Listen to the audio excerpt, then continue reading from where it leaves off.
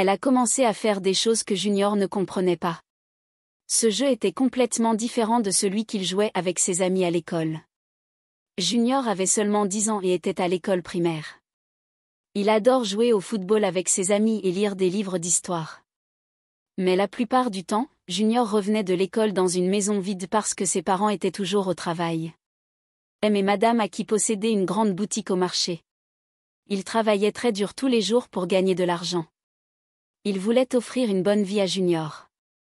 Le bus scolaire déposait Junior à la maison vers 15 heures. Junior restait seul jusqu'à 18 heures, heure à laquelle sa mère revenait du marché. Je m'ennuie tellement à la maison tout seul. Se plaignait-il un soir à ses parents? Nous sommes désolés, Junior, c'est seulement pour 3 heures, répondit sa mère. Nous devons travailler dur pour payer tes frais de scolarité et d'autres choses. Junior comprenait, mais parfois il souhaitait qu'ils aient plus de temps pour lui. Un jour, madame a eu une idée? Junior, dit-elle, tante Jennifer, la voisine, va s'occuper de toi jusqu'à ce que nous rentrions à la maison.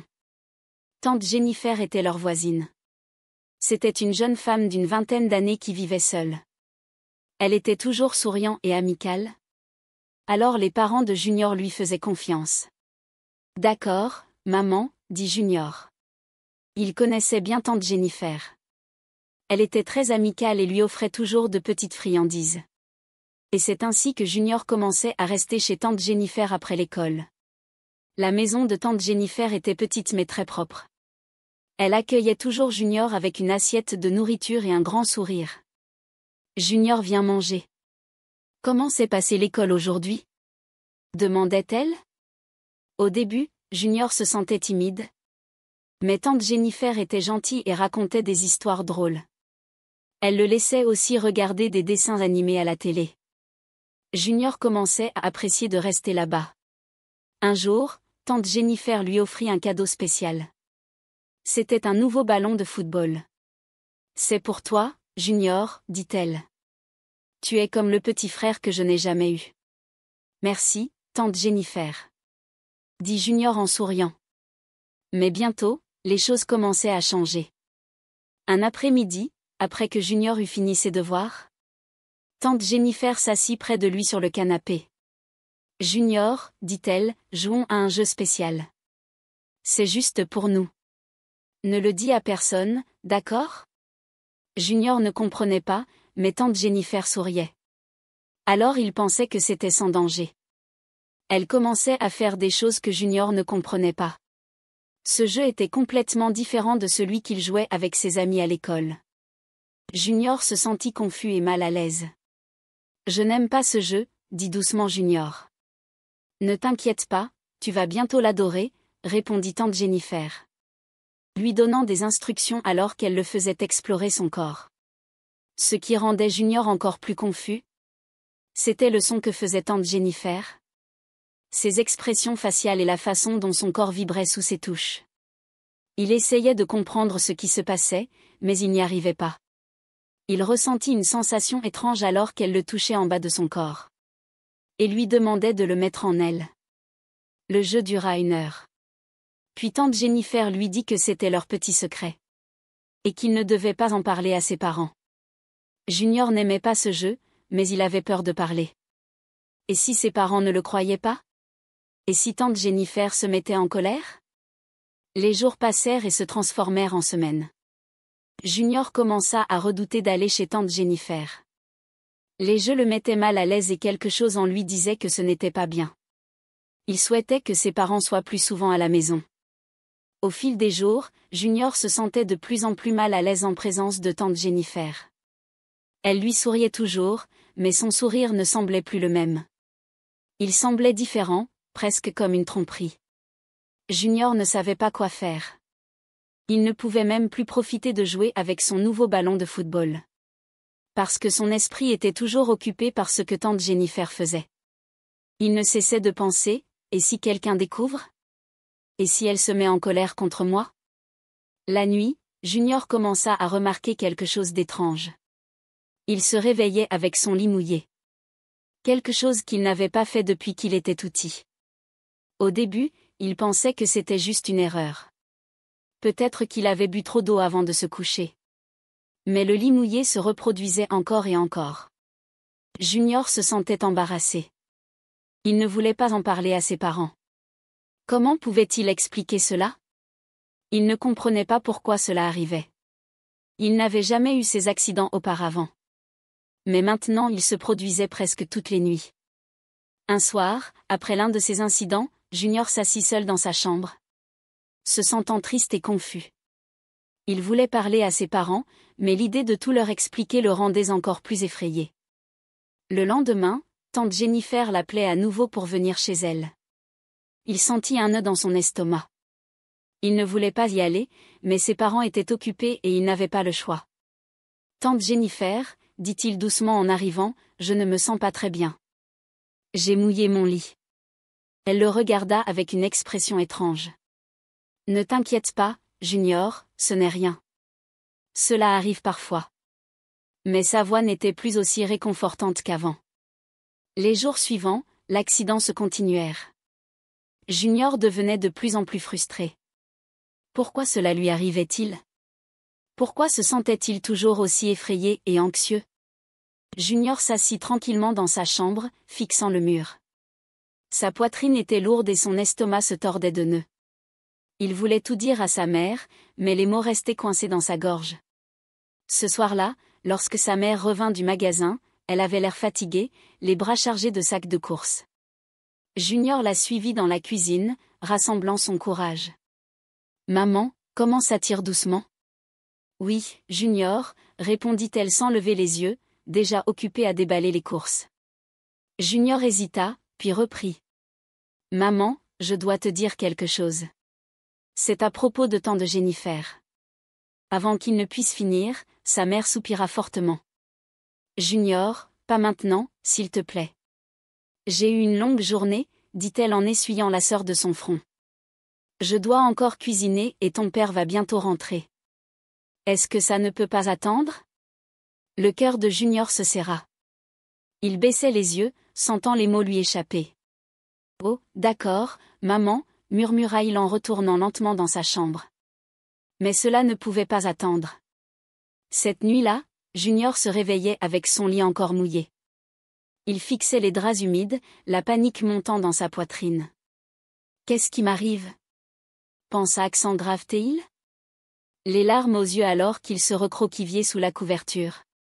Souhaitant avoir parlé plus fort, souhaitant que sa mère l'ait écouté. Le lendemain à l'école, Junior ne parvenait pas à se concentrer. Ses camarades riaient et jouaient, mais il se sentait loin. Son enseignante, Madame Adabo, remarquait son silence. « Junior, tout va bien? » demande-t-elle gentiment. Junior ouvrit la bouche pour parler, mais la referme rapidement. Il se contenta de hocheter la tête. Junior s'assit tranquillement au fond de sa classe, fixant son cahier sans écrire un seul mot.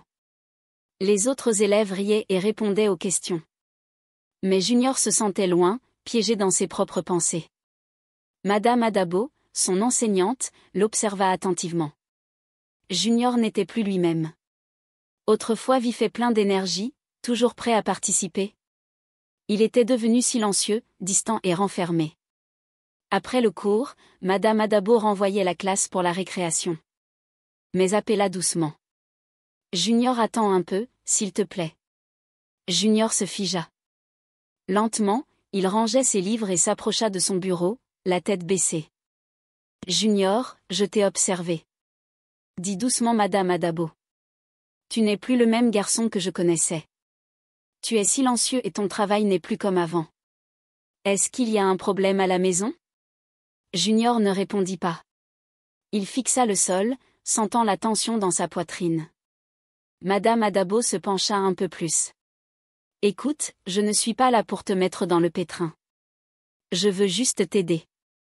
Tu peux me dire n'importe quoi, d'accord? » Les lèvres de Junior tremblèrent. Il voulait parler, mais les mots semblaient lourds. Personne ne lui avait jamais demandé comment il se sentait. Pas même ses parents. Les larmes montèrent à ses yeux. C'est tante Jennifer. Murmura-t-il finalement? Le visage de Madame Adabo devint sérieux. Tante Jennifer? Qu'est-ce qu'elle a fait? Junior avala la salive et regarda autour de lui pour s'assurer que personne n'écoutait. Elle me met mal à l'aise. Elle fait des choses que je n'aime pas et ça me fait peur.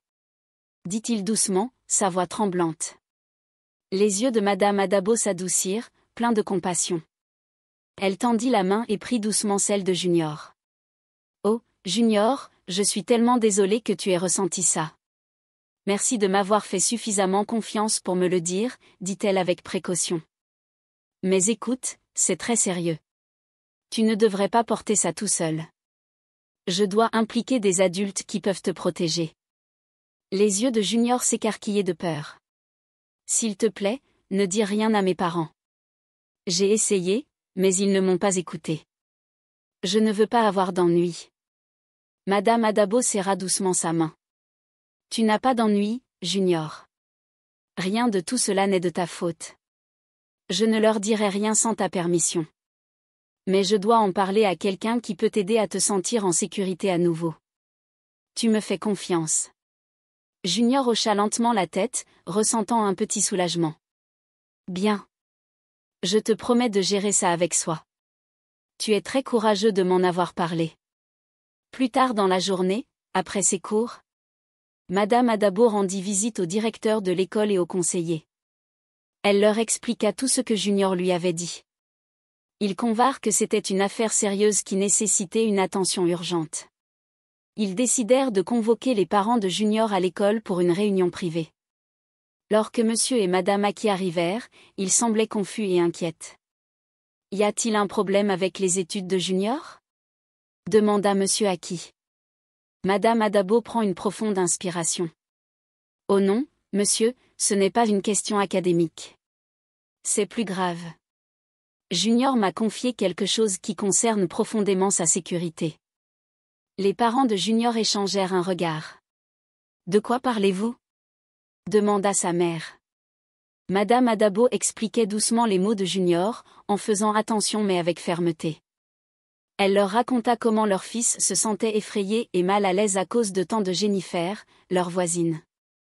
Le visage de Madame Aki pâlait ? Monsieur Aki se renversa sur sa chaise, silencieux. Madame Adabo continua. Junior a essayé de vous en parler, mais il a senti que vous n'étiez pas prêt à l'écouter. Je comprends que vous avez été occupé, mais c'est sérieux. Votre fils a besoin de votre attention et de votre protection. Madame Aki se tourna lentement vers son mari. Oh mon Dieu, les accidents de lit, le silence. Nous pensions que c'était juste du stress. Monsieur Aki serra les poings. Comment cela a-t-il pu arriver sous notre nez? Madame Adabo se pencha en avant. En ce moment, Junior a besoin de votre amour et de votre soutien. Nous devons signaler cela aux autorités compétentes pour le protéger. Lui et tout autre enfant qui pourrait être en danger. Monsieur Aki hocha lentement la tête, la mâchoire serrée. Oui, nous allons aller à la police immédiatement. Lorsqu'ils rentrèrent à la maison, Madame Aki s'assit avec Junior? Les yeux remplis de larmes. Junior, je suis tellement désolée, murmura-t-elle. J'aurais dû t'écouter quand tu as essayé de me parler. J'étais trop occupée et je t'ai laissé tomber. Mais je te promets que nous sommes là maintenant. Nous te protégerons. Junior leva les yeux vers sa mère et hocha lentement la tête. Son père posa une main ferme sur son épaule. Nous allons nous assurer que tante Jennifer ne s'approche plus jamais de toi ou d'un autre enfant. Pour la première fois depuis des semaines, Junior se sentit en sécurité. Tôt le lendemain matin. Mais Madame Aki emmenait Junior au poste de police. Junior serra fortement la main de sa mère, ses petits doigts tremblants. Le bâtiment semblait froid et sérieux. Et les officiers en uniforme avaient les récupérés stricts. Une femme officière gentille s'approcha d'eux. « Bonjour, comment puis-je vous aider ?» Aki s'éclaircit la gorge, sa voix ferme mais pleine de colère. « Nous devons signaler quelque chose de grave. Il s'agit de notre voisine, tante Jennifer. Elle a fait du mal à notre fils. » Le visage de l'officière devint sérieux. Elle se pencha au niveau de Junior et lui sourit gentiment. « Bonjour, jeune homme. Tu es très courageux d'être venu ici aujourd'hui. Veux-tu m'en parler dans une pièce calme ? Junior regarda ses parents, y voyant sa mère hoche la tête de manière assurante, il accepta. Dans la pièce privée, l'officier écouta attentivement Junior raconter lentement comment tante Jennifer le mettait mal à l'aise et comment il avait commencé à mouiller son lit à cause de la peur. Il parlait doucement, mais les mots portaient une lourde vérité. L'officier prit des notes soigneusement. Merci de m'avoir dit ça, Junior. Tu as bien fait. Nous allons nous occuper de ça. Plus tard dans la journée, 2 policiers frappèrent à la porte de tante Jennifer. Elle ouvrit, surprise de les voir. Bonjour, madame. Nous devons vous parler à propos d'une plainte sérieuse. Vous êtes sous enquête pour avoir fait du mal à un enfant, dit fermement l'un des officiers. Le visage de tante Jennifer changea. Cela doit être une erreur, balbutia et elle essayait de paraître calme. Mais les officiers en avaient assez entendu.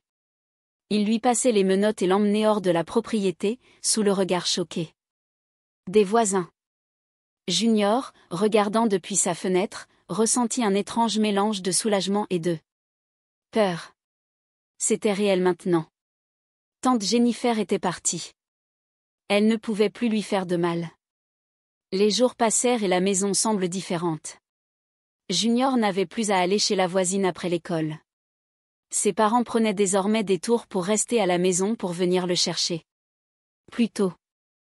Un après-midi, sa mère s'assit à côté de lui sur le canapé. « Junior, comment te sens-tu » demande-t-elle doucement. Junior hocha les épaules. « Mieux. Mais parfois j'ai encore peur. » Sa mère le serra fort dans ses bras. « C'est normal, guérir prend du temps. Mais nous sommes là pour toi. » Ses parents organisèrent également des séances avec un conseiller scolaire pour Junior. Elle était gentille et patiente, et Junior commençait lentement à parler davantage de ses sentiments. Les accidents de lit devinrent un peu moins fréquents et finirent par s'arrêter complètement. Des mois plus tard, Junior se tenait sur le terrain de football de l'école, riant et jouant avec ses amis. Son enseignante, Madame Adabo, le regardait de loin avec un sourire. Il se souvenait encore de tout, mais cela ne le retenait plus. Un jour après les cours, Junior s'approcha de Madame Adabo. « Merci, madame, dit-il tranquillement. Elle sourit heureusement. « Je t'en prie, Junior. Je suis fier de toi. » Junior sourit et courut rejoindre ses amis. À la maison, ses parents étaient plus présents que jamais. Et leur famille semblait à nouveau complète. Tante Jennifer était partie, mais les cicatrices qu'elle avait laissées guérissaient. Junior avait appris une chose importante, il n'était jamais seul, et peu importa quel point les choses devenaient difficiles, il y aurait toujours quelqu'un prêt à l'écouter. Merci d'avoir regardé. Si vous avez aimé cette histoire, aimez et laissez vos commentaires et contributions. Ici. Dites-nous d'où vous regardez pour que je puisse vous envoyer un câlin spécial dans ma prochaine vidéo.